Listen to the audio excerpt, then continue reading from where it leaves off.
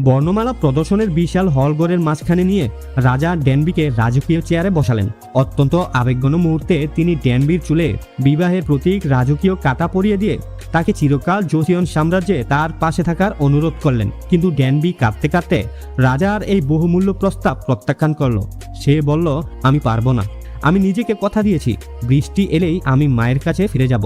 আমার মা আমার জন্য অপেক্ষা করছেন। রাজা ব্যাকুল হয়ে তাকে বললেন, তাহলে ঘুরে এসে আমার সাথে এখানেই থাকো। কিন্তু ড্যানবি তাও অস্বীকার করল।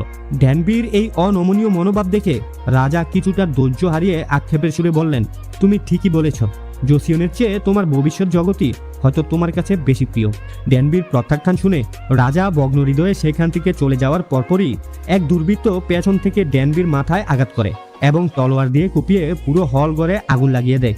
ড্যানবির বিপদের কথা শুনে রাজা নিজের জীবনের তোয়াক্কা না করে আগুনের শিখা বের করে তাকে উদ্ধার করেন। আসলে ড্যানবির ব্যাগে থাকা একটি বইয়ের কারণে সে তলোয়ারের আঘাত থেকে বেঁচে গিয়েছিলেন।